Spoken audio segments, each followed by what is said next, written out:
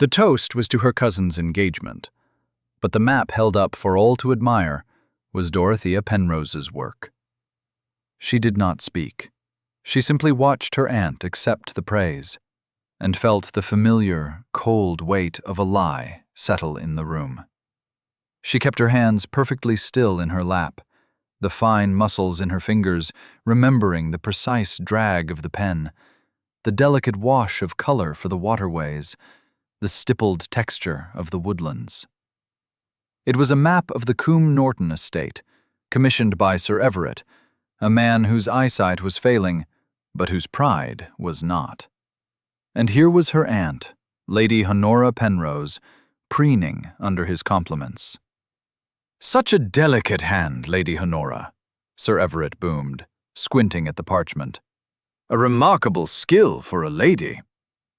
Lady Honora smiled, a tight, proprietary expression that Dorothea knew better than her own reflection.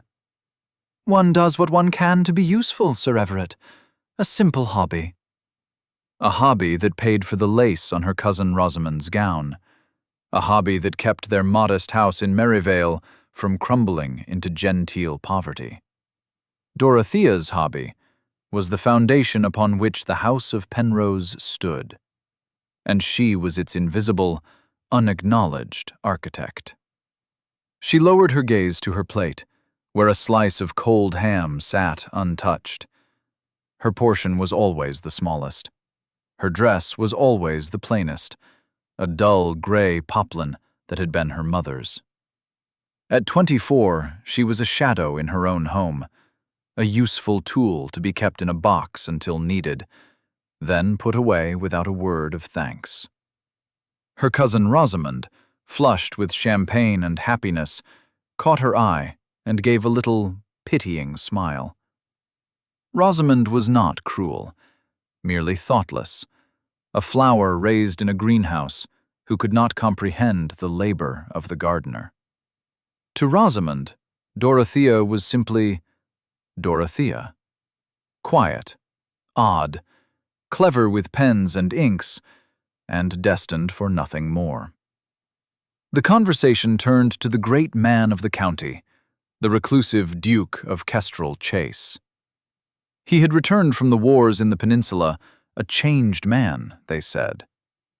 Gideon Garrick had left a bright, commanding officer and returned a silent, scarred spectre who rarely left his estate. "They say Kestrel Chase is a tomb," someone whispered. "The gardens are overgrown, half the staff dismissed. He sees no one." "He will have to see someone about the boundary dispute," Sir Everett countered, his voice full of local gossip. "Fletcher Devereux is claiming the whole of Sorrel Down, says he has ancient deeds to prove it. The Duke's land has been nibbled away at for years, but Devereux is taking a whole bite."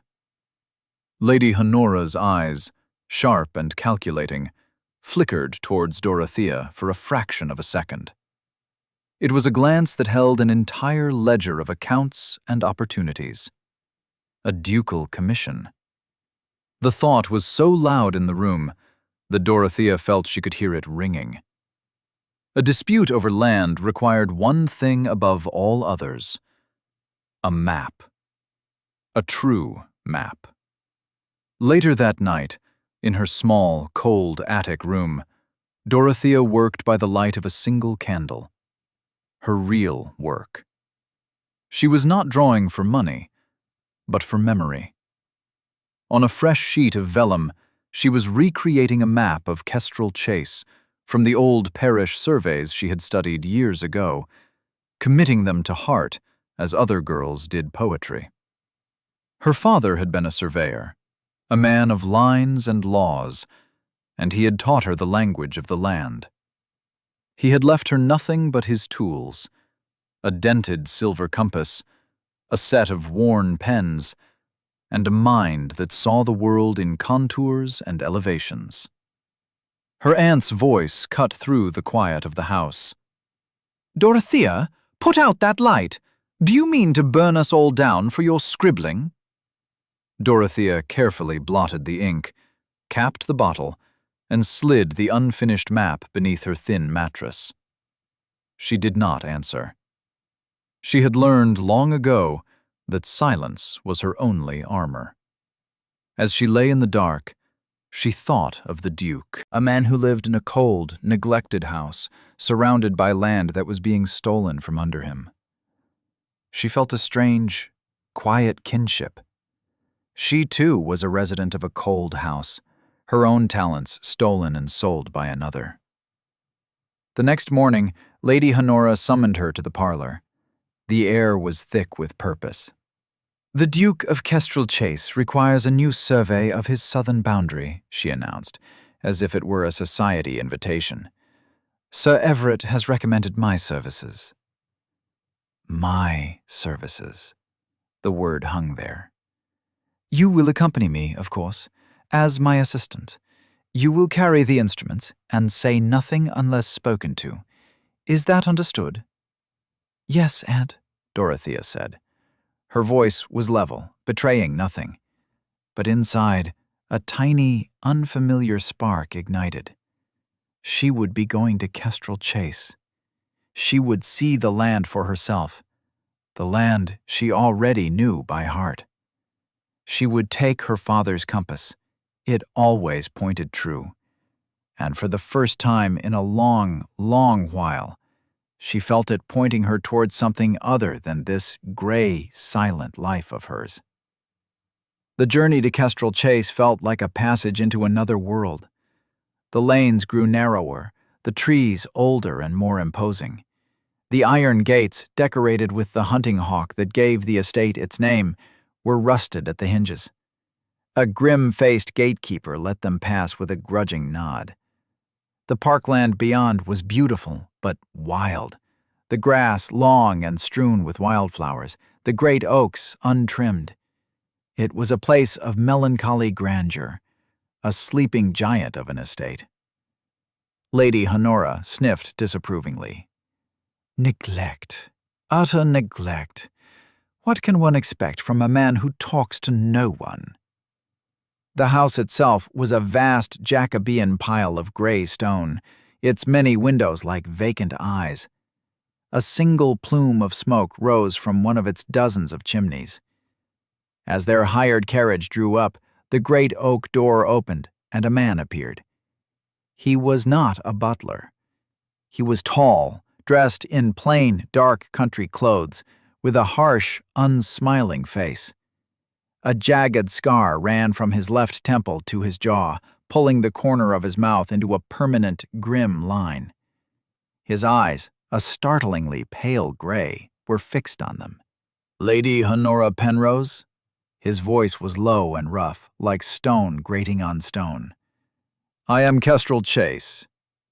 It was the Duke himself, Gideon Garrick.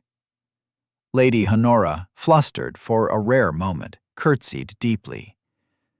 "Your Grace, we were not expecting. That is, we are honored." He gave a curt nod, his gaze sweeping over her, then landing on Dorothea, who stood a pace behind, holding the leather case of instruments. His eyes lingered on her for a moment, and in their depths she saw not welcome, not even curiosity, but a flat, weary assessment, as if he were measuring a piece of land for its utility and finding it wanting. "Come in," he said, turning his back and walking into the cavernous hall. The inside of the house was colder than the air outside. Dust motes danced in the thin shafts of light slanting from a high, mullioned window. The furniture was shrouded in Holland cloths. The portraits on the walls were dark with age, and the silence was absolute, broken only by the echo of their footsteps on the black and white marble floor. He led them not to a drawing room, but to a library. It was the only room that looked lived in. Books overflowed from the shelves, maps were spread across a vast central table, and a log fire crackled in the hearth, though it did little to dispel the chill. "My solicitor informs me you are the finest cartographer in the county, Lady Honora," the Duke began, without preamble. He did not invite them to sit. He stood by the table, his hand resting on one of the maps. "I am told your work is without peer." Lady Honora inclined her head graciously. "You are too kind, Your Grace. It is a small talent I have cultivated." Dorothea felt the lie like a physical weight. She focused on a point on the far wall, a water stain shaped like a bird in flight. She would be a stone. She would be a silent instrument, just as her aunt had commanded. The Duke gestured to the map before him. "This is the disputed land, Sorrel Down. Mr. Devereux claims his property extends to the bank of the River Swift. My family's records show the boundary marked by the old Roman road, half a mile to the south." He traced the lines with a blunt finger. "The river has shifted its course over the centuries. That is the heart of the matter." Lady Honora stepped forward, peering at the map with an air of professional concentration. "A classic riparian boundary issue," she murmured, using a term she had heard Dorothea's father use. "The key will be identifying the original course of the waterway." The Duke's gaze remained on the map. "Indeed, my own surveys are inadequate." He tapped a collection of newer maps, drawn with a less certain hand. "My father was no surveyor, and I have been away." Away at war, Dorothea thought. Away seeing things that would make a man's face a mask of stone. Her aunt continued to make knowledgeable-sounding pronouncements, but Dorothea's eyes were caught by a detail on the Duke's oldest map, a vellum estate plan from the previous century. The ink was faded, but she could see it clearly. A small tributary, marked as Gull's Beck, flowing into the Swift from the north. But she knew from her study of the parish records that Gull's Beck had been diverted almost 80 years ago to feed a new mill. The map her aunt was nodding at was already obsolete on that point. "The original course," Lady Honora was saying, "would have followed this depression here, you see." She was pointing to the wrong place. She was pointing to the new, man-made mill race. A mistake. A small one, but in the precise science of cartography, a small mistake can lose a man half a mile of land. Dorothea's heart began to beat a little faster. She was to say nothing. Nothing. But to let a falsehood stand, a falsehood about the land itself, it felt like a betrayal of her father's memory. The Duke's cold gray eyes lifted from the map, and, as if sensing her internal conflict, settled on her. 1 second. 2. He said nothing, but his gaze was a question. Quietly, her voice barely a whisper, she spoke. "Forgive me, Your Grace, but Gull's Beck was diverted in 1742 for the new mill. Its original confluence with the Swift was further east, by the Standing Stones." The room went utterly still. Lady Honora's head snapped around, her eyes blazing with fury. "Dorothea, be silent! The girl is my assistant, Your Grace. She knows nothing of these matters." But the Duke did not look at Lady Honora. His gaze remained fixed on Dorothea. It was not angry. It was sharp, attentive. For the first time, he was truly looking at her. He walked to a dusty shelf and pulled down a heavy, leather-bound folio. He opened it on the table. It was a ledger of estate works. He ran his finger down a page. 1742, he read aloud. "To the diversion of Gull's Beck for the construction of the new mill, £5 and 10 shillings. He looked up, his pale eyes meeting Dorothea's. He said nothing more to her, but turned to her aunt. "Lady Honora," he said, his voice flat and devoid of inflection. "The commission is for a full survey of the Kestrel Chase estate, with particular attention to the southern boundary. The fee will be 100 guineas. Lady Honora's avarice momentarily overcame her fury. She beamed. "Your Grace is most generous. I accept." "I have one condition," the Duke continued, his voice dropping even lower, cutting through her delight. "The work will be conducted not by you, but by your assistant, by Miss Penrose." He looked at Dorothea. "By Miss Dorothea Penrose. Payment will be made to her, and to her alone." The silence that followed was monumental. It was the sound of a world shifting on its axis. Lady Honora's face was a mask of disbelief, then rage, then cunning calculation, as she realized she could not refuse such a sum, even under these insulting terms. But for Dorothea, it was something else entirely. It was the sound of a key turning in a lock she hadn't even known was there.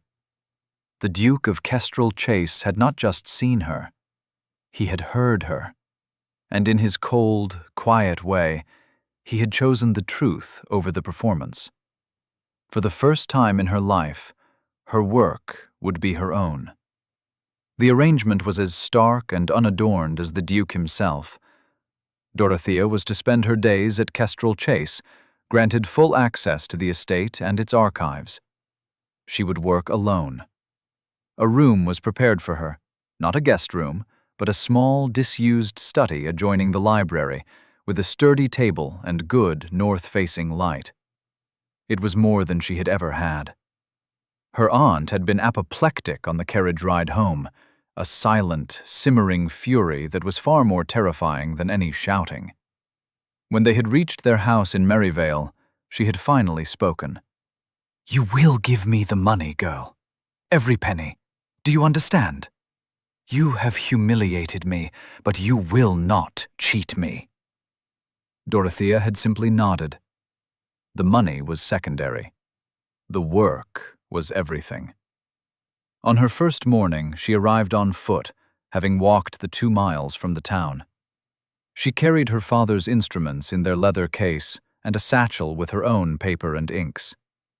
The grim housekeeper, a woman named Mrs. Tilly, met her at the door. She looked Dorothea up and down, her expression sour. "His Grace is outriding the boundaries. He said you are to have whatever you need. The archives are through there. Don't expect to be waited on." And with that, she left her. Dorothea did not mind. She preferred the solitude. The archives were a controlled chaos of parchment, vellum, and paper. Generations of maps, deeds, and letters were piled on shelves and in chests, coated in a fine layer of dust that smelled of time itself. It was a treasure trove. For the first week, she did not set foot outside. She sat in the quiet study, painstakingly collating, comparing, and cross-referencing the documents. She found maps layered over maps, boundaries drawn and redrawn, names changing with the centuries. She was not just a cartographer, she was an archaeologist, digging through layers of history. She learned the land's story. She saw where cottages had stood before they crumbled to foundations, where ancient woods had been cleared for pasture, where streams had changed their minds. She felt the presence of the Garrick family, their ambitions and their losses written in ink and parchment. Each evening she would walk back to Merivale as the sun set, her mind full of contours and water rights, her fingers smudged with ink. Her aunt would demand a full accounting of her day, searching for any sign of insubordination. Dorothea would give her a dry, factual report, devoid of any of the wonder she felt. The 100 guineas would be Lady Honora's. The knowledge, however, was hers alone. The Duke remained a distant, brooding presence. She would sometimes see him from her window, a dark figure on a powerful black horse, watching the horizon. He never approached her. He never interrupted her work. Yet she felt his awareness of her. It was in the fresh supply of candles that appeared on her desk each morning, the pot of ink that was refilled before it ran dry, the plate of bread and cheese that Mrs. Tilly would leave silently on her table at midday. These were not kindnesses. They were provisions. He was ensuring his instrument was in good working order. One afternoon, a week into her work, she was struggling with a fragile 17th-century map, trying to hold it flat without it cracking. Suddenly, a shadow fell over her. The Duke was standing behind her, silent as a ghost. He had entered the room without a sound. He reached past her, his sleeve brushing her arm, and placed 2 polished stone weights on the corners of the map. "These will serve better," he said. His proximity was overwhelming. He smelled of horse and leather and the cold morning air. She could see the fine lines around his eyes, the tension in his jaw. "Thank you, Your Grace," she managed, her voice steadier than she felt. He did not move away. He looked down at the map, then at the neat, precise notes she had made in a ledger beside it. He pointed to a faint marking. "What is this?" "The old Bower House, I believe," she said. "The records say it burned down in the Great Storm of 1688.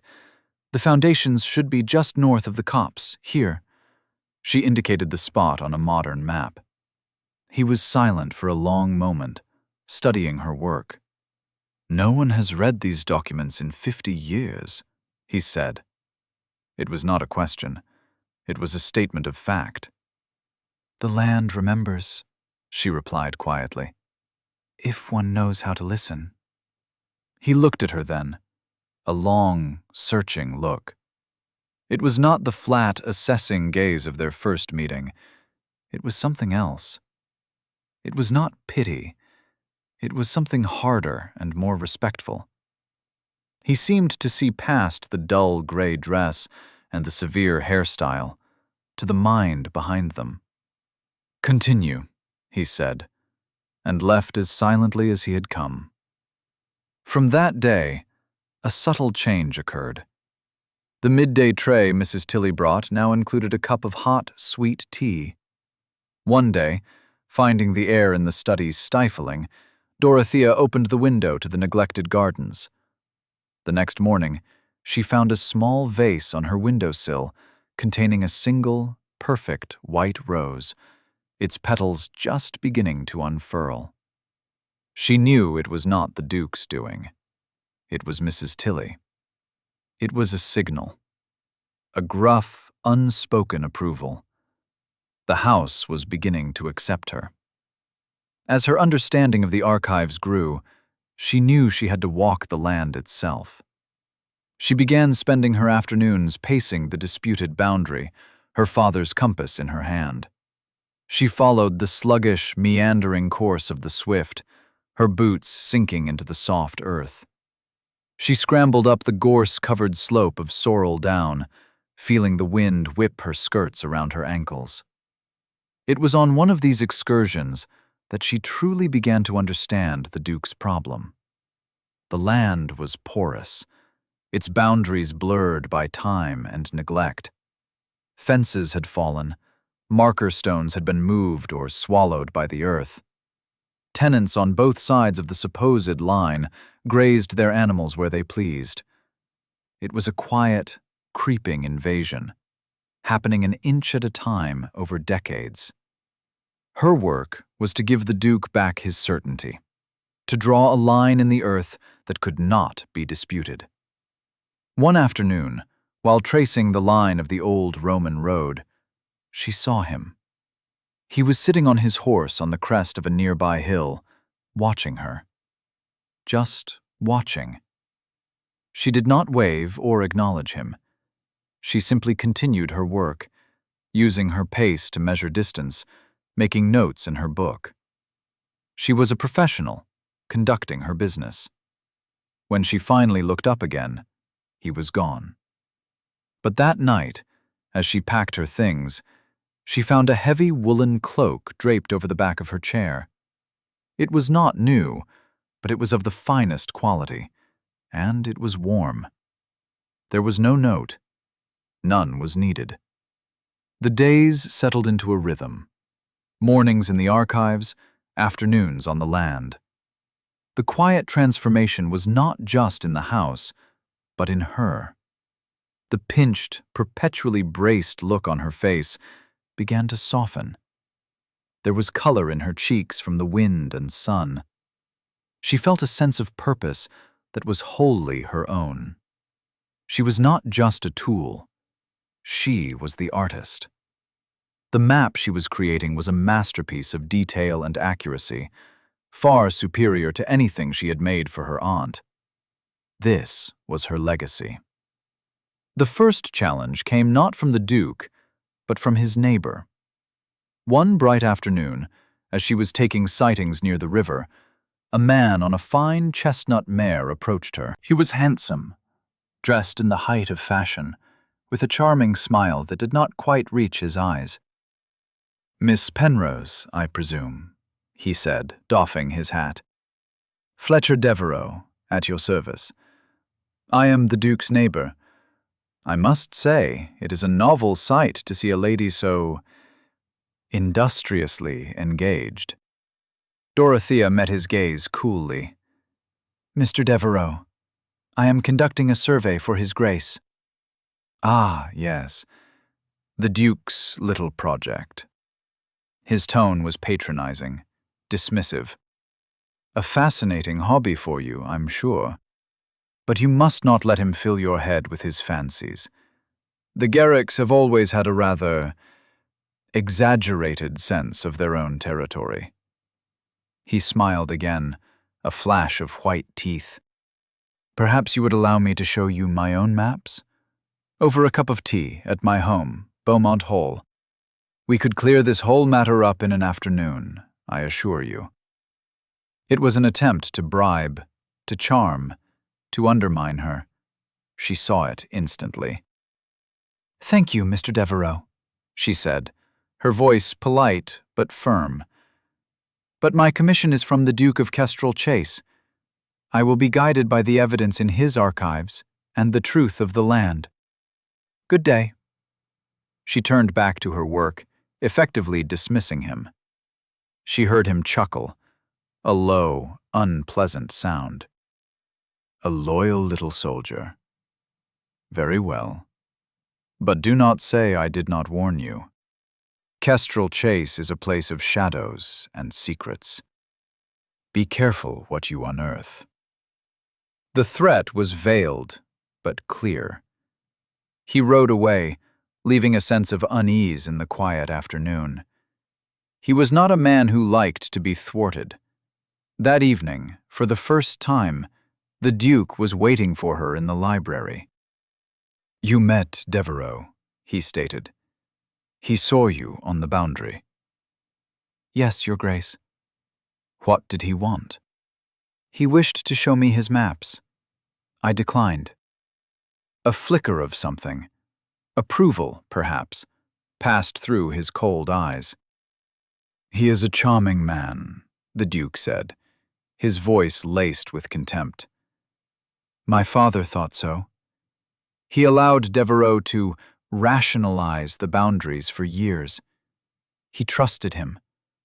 And for his trust, he lost 50 acres of pasture and the water rights to the upper stream." He looked at Dorothea. "I do not make the same mistake. I do not trust. I verify." He gestured to the map she had begun to draw, the clean, confident lines spreading across the vellum. "This will be my verification. This will be the truth." The quiet respect in his voice was more precious to her than any compliment. It was a shared understanding. They were both people who believed in facts, in evidence, in things that could be measured and proven. In that moment, the transactional nature of their arrangement began to feel like something more. It was not an alliance of feeling, but of purpose. A reluctant, unspoken partnership. The perspective shifted, just for a moment, to the man watching from the library window. Gideon Garrick, Duke of Kestrel Chase, watched Dorothea Penrose walk away down the long drive, her back straight, her stride steady. He had spent 5 years in the army, commanding men in the face of chaos and death. He knew how to judge character. He could spot a liar at 20 paces, a coward at 50. And Miss Penrose was neither. She was like a piece of finely machined steel, quiet, strong, and perfectly true. He had seen the way Devereux looked at her, the oily charm that had so easily fooled his father. He had also seen the way she had dismissed him, with a quiet dignity that was more effective than any angry retort. When she had first spoken in the library, correcting her aunt, he had been startled, not by her knowledge, but by her courage. It was the quiet courage of someone who values truth above social convenience. He had lived on a diet of lies and flattery for years. Society women who saw only his title, politicians who saw only his influence, neighbors like Devereux who saw only his land. They were all playing a part. But this woman, with her ink-stained fingers and her serious, intelligent eyes, she was not playing a part.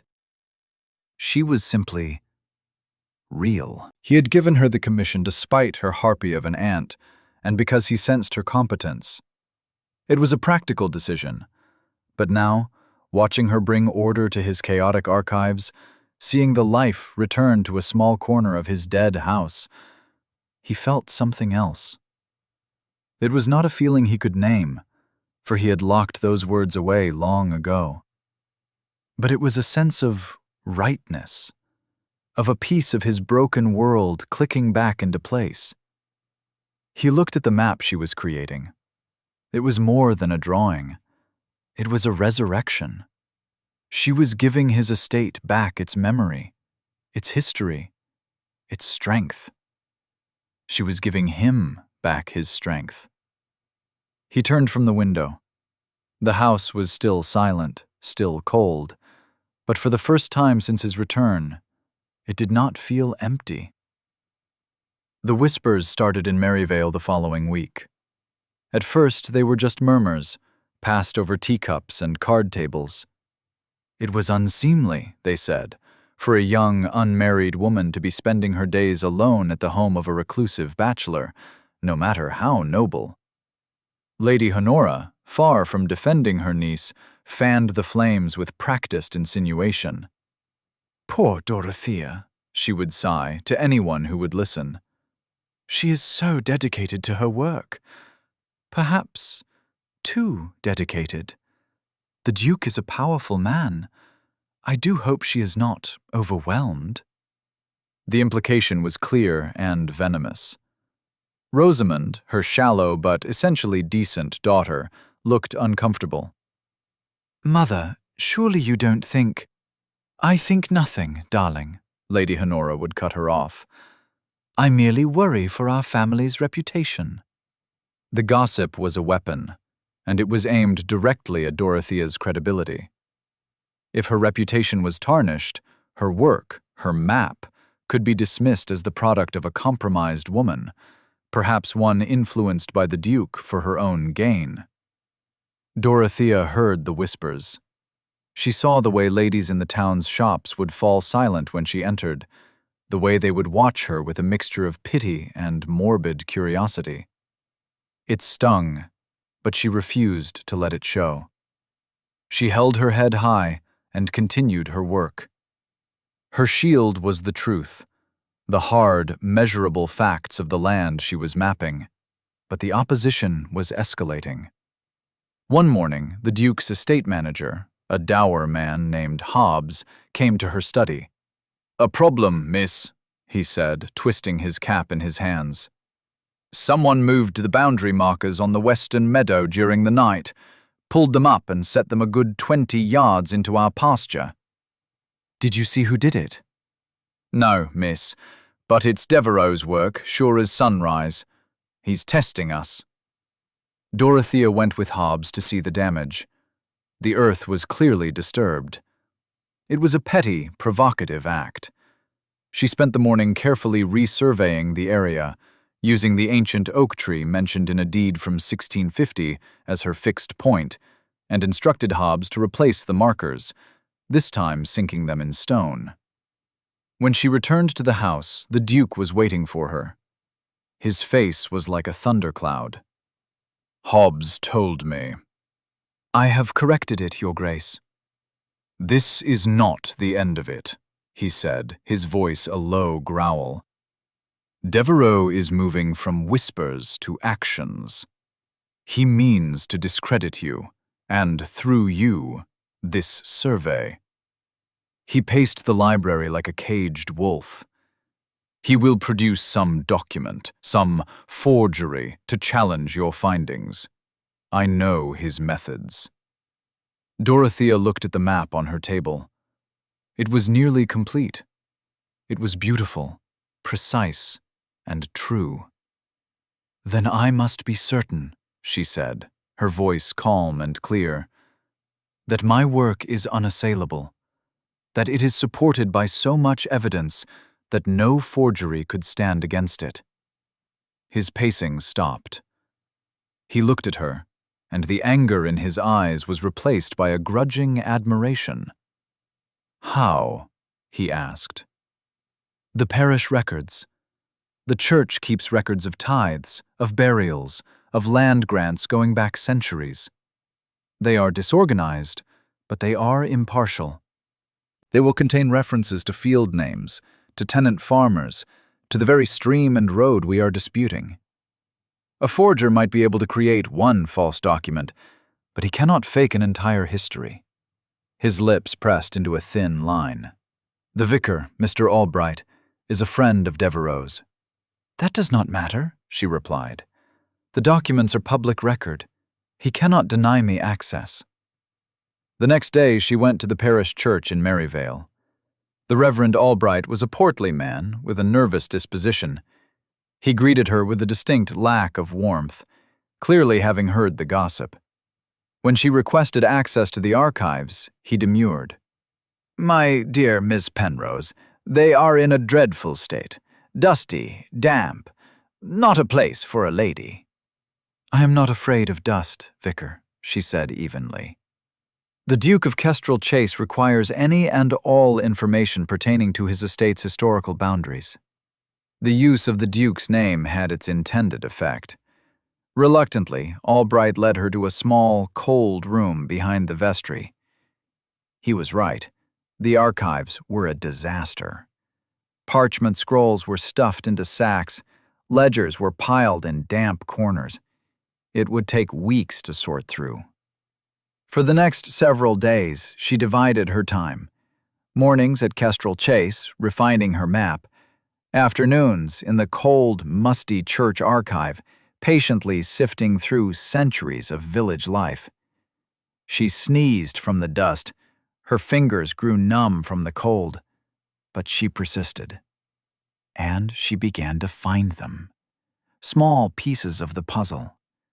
A tithe record from 1720 that mentioned the Duke's land north of the Old Roman Way.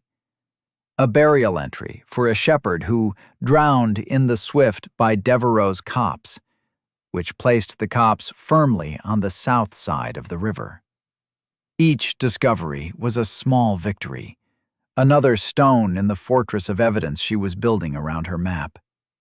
Then, just as the Duke had predicted, Devereux made his move. It was far bolder than they had anticipated. A letter arrived at Kestrel Chase from Mr. Devereux's solicitor.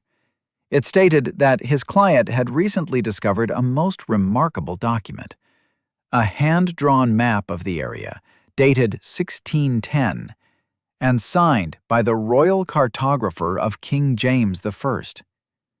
This map, the letter claimed, definitively showed the boundary to be the River Swift, as Mr. Devereux had always maintained.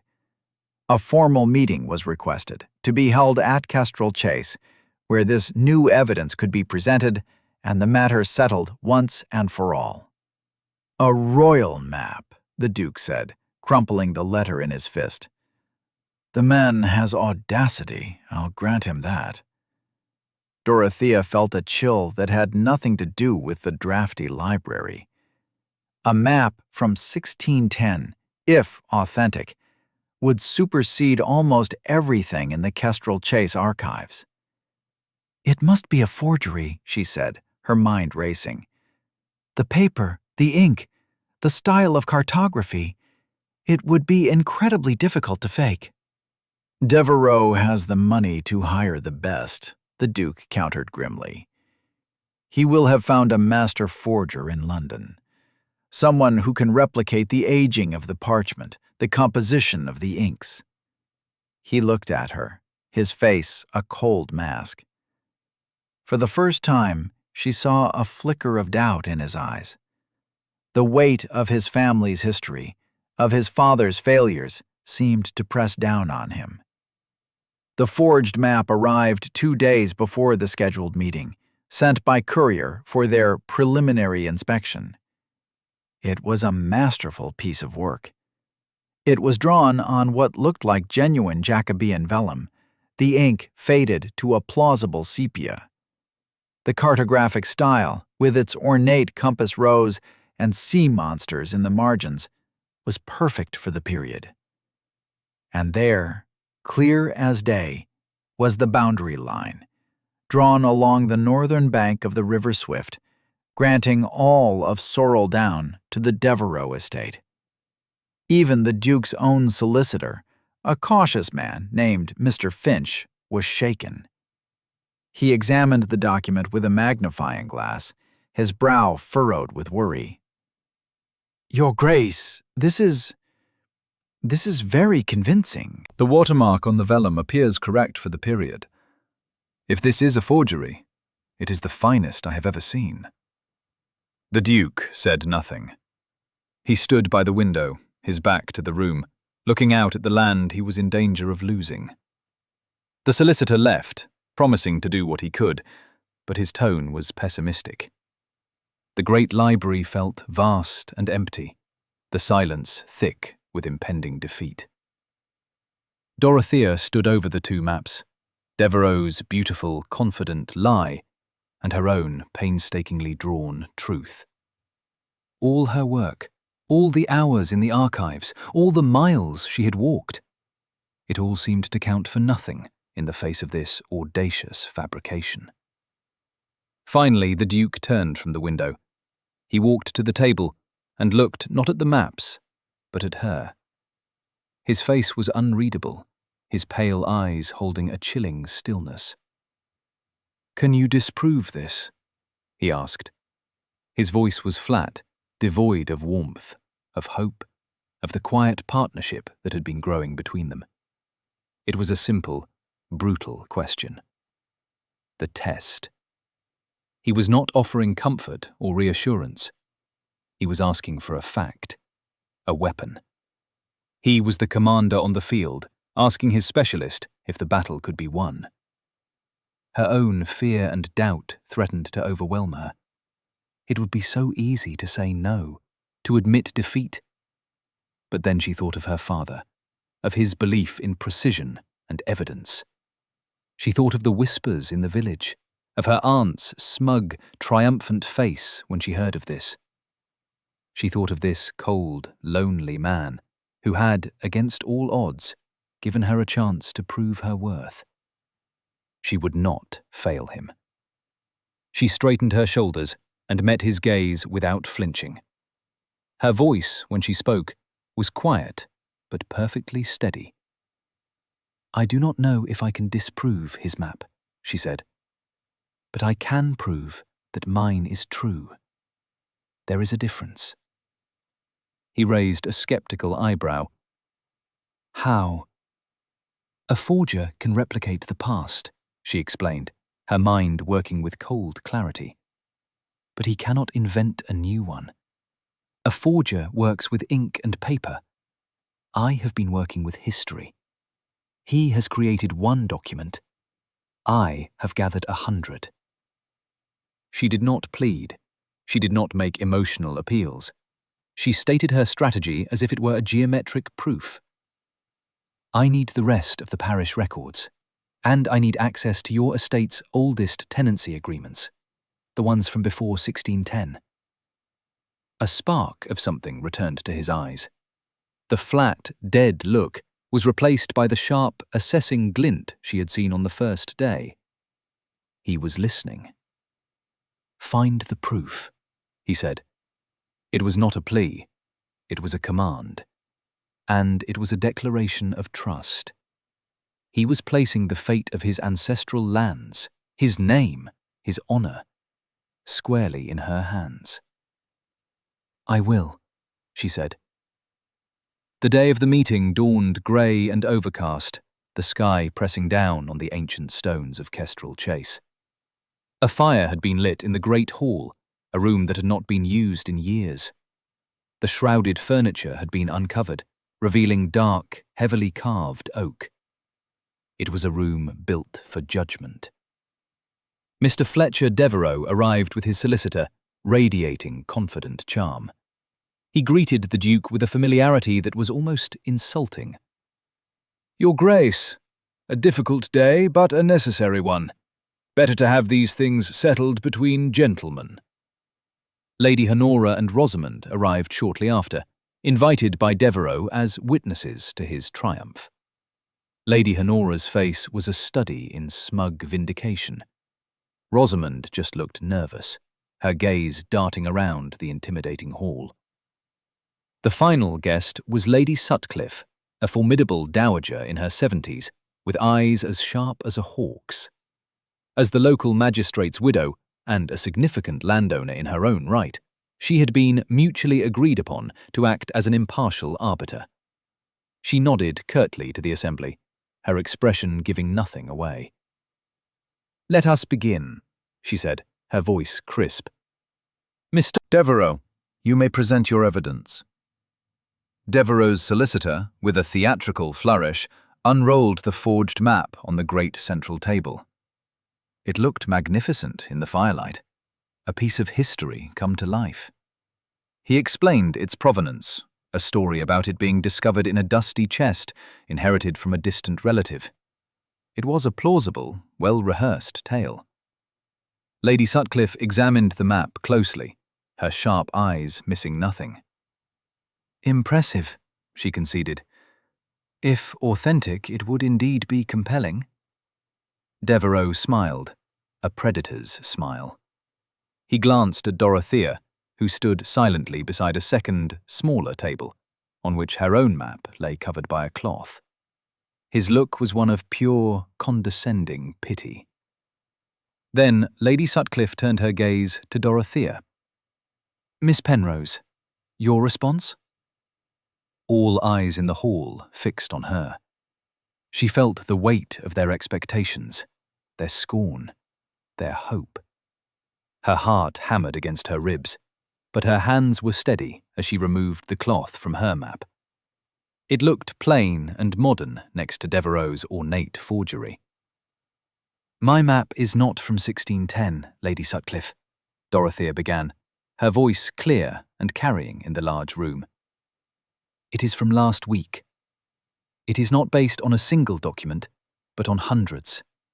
It is based on the archives of this estate, the records of the parish, and the physical evidence of the land itself." Devereux scoffed audibly. "Parish trifles against a royal survey? My dear girl." Lady Sutcliffe silenced him with a glance. "Continue, Miss Penrose." Dorothea took a breath. "Mr. Devereux's map is a remarkable piece of theatre, but it makes one fatal error. It forgets that land is not just lines on a page. Land is lived on. It is ploughed, it is taxed, it is born from, and it is buried in. And all of that leaves a trail. She stepped forward and laid her first piece of evidence next to the forgery. It was a humble, leather-bound book. This is the Kestrel Chase Tenants Ledger for the years 1600 to 1620. On page 47, it records the rent paid by a farmer, one John Hoggart, for the 20 acres of water meadow at Sorrel Down. It is dated 1612, 2 years after this map was supposedly made. The rent was paid to the first Duke of Kestrel Chase. She pointed to the area on her own map. The meadow is here, north of the Roman road, on the land Mr. Devereux now claims. Devereux's smile tightened. His solicitor began to look uneasy. Dorothea continued, her confidence growing. She laid down another document, a fragile piece of parchment.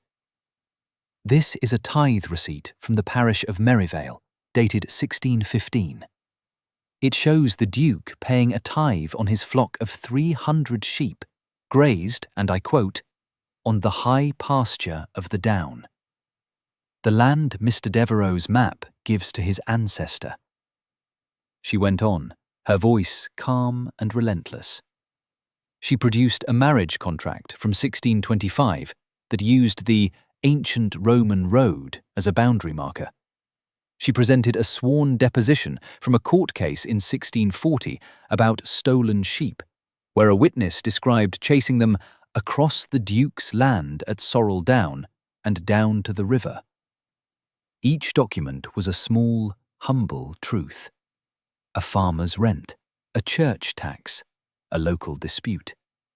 But together, they formed an undeniable, interlocking web of history that directly contradicted the grand, solitary lie of the forged map. Lady Honora's smug expression had vanished, replaced by a pale, pinched look of disbelief. Devereux was no longer smiling. He was staring at the growing pile of evidence as if it were a nest of snakes. The final piece of evidence was not a document, but a letter. This, Dorothea said, her voice dropping slightly, was found in my own father's archive. He was, as some of you know, a surveyor. He often corresponded with other landowners. This letter is from 30 years ago. It is from Mr. Devereux's own father. She unfolded it. In it, he complains to my father about the cost of maintaining the riverbank, and I quote, "The Swift is a devil for flooding. It cost me a fortune every year to shore up my southern boundary along its banks." She looked directly at Fletcher Devereux. "Your own father, sir, acknowledged that his land lay to the south of the river. This letter proves it." A collective gasp went through the room. It was the final, devastating blow. The forgery was not just contradicted by ancient history, but by recent, personal history.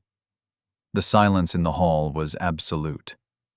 Fletcher Devereux stood frozen, his handsome face a mask of pale fury. He had been so certain of his victory, so contemptuous of the quiet girl in the gray dress. He had underestimated her. He had mistaken stillness for weakness, and silence for stupidity. Lady Sutcliffe looked from the letter to Devereux, her expression one of utter disdain. "Mr. Devereux," she said, her voice like chipping ice, "you have presented a document that is contradicted by every available historical record, including the words of your own late father. You have not only brought a fraudulent claim, but you have attempted to perpetrate a fraud upon this assembly. You are fortunate that His Grace does not choose to pursue this matter in a criminal court. The matter is settled. Sorrel Down belongs, as it always has, to the Duke of Kestrel Chase." She stood up, her judgment delivered. "This meeting is concluded." Devereux, his face ashen, turned and strode from the hall without another word, his solicitor scurrying after him. Lady Honora grabbed Rosamond's arm and practically dragged her out, her face a thunderous portrait of public humiliation. Only Lady Sutcliffe remained. She walked over to Dorothea. She looked at the young woman, then at the map she had drawn. "That was not just cartography, Miss Penrose," she said, a rare note of warmth in her voice. "That was an act of restoration. You have a remarkable mind. Do not ever let anyone persuade you otherwise." She nodded to the Duke, and then she too was gone. They were alone. Dorothea and Gideon, Duke of Kestrel Chase, stood in the vast, firelit hall, surrounded by the ghosts of the past and the evidence of the truth. The silence that settled between them was different now. It was not empty or cold, but filled with the weight of the victory they had won. Together. Dorothea began to carefully gather her documents, her hands moving with their usual precision, though she felt a tremor deep inside her. The tension of the last few weeks, the strain of the confrontation, was finally catching up to her. Gideon walked over to the table, but he did not look at the maps. He looked at her. He reached out and picked up the one object she had left on the table beside her work, her father's dented silver compass. He held it in the palm of his hand. It looked small and fragile in his grasp.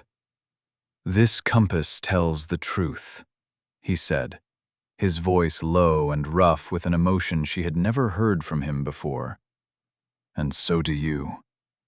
He looked at her, his pale gray eyes stripped of all their harshness, their reserve. In their depths, she saw the scarred, weary man he was, and the profound respect he held for her. It was a look that valued her mind, her integrity, her quiet strength above all else. He set the compass down gently. "For 5 years, I have lived in a fortress of my own making," he said. "A place of silence and memory. I thought it was impregnable." He took a step closer, and she had to tilt her head back to look up at him. "You did not lay siege to it. You did not try to charm your way in. You simply arrived, and with patience and precision, you mapped a way out." Her breath caught in her throat. This was more than she had ever expected, more than she had ever dared to dream. To be seen, truly seen, for who she was. He reached out, not to touch her face or her hair, but to gently take her hand. Her fingers were cool and ink-stained, and his were warm and strong. "I have spent my life giving orders, Miss Penrose. I will not give you one now. I am asking." He paused, and his gaze held hers. "Stay at Kestrel Chase, with me, as my wife." It was not a grand, poetic declaration. It was plain. It was direct. It was honest. It was him. He was not rescuing a damsel. He was choosing a partner, an equal. He was offering her a home, a future, a life where her talents would be cherished, not exploited. A life where she would never be invisible again. Tears pricked at her eyes, the tears she had refused to shed for years of neglect and quiet sorrow. But these were not tears of sadness. They were tears of profound, overwhelming joy. "Dorothea," he said, her name a quiet question. She looked at their joined hands, then up at his scarred, serious face, and she gave him her answer, the one word that would define the rest of her life. "Yes," she whispered. "Plainly, yes." He did not smile, but the harsh lines of his face softened, and the light in his eyes was answer enough. He lifted her hand, and, turning it over, pressed a soft, reverent kiss to her palm, sealing their pact. The map of their future was unrolled before them, and its first line had just been drawn.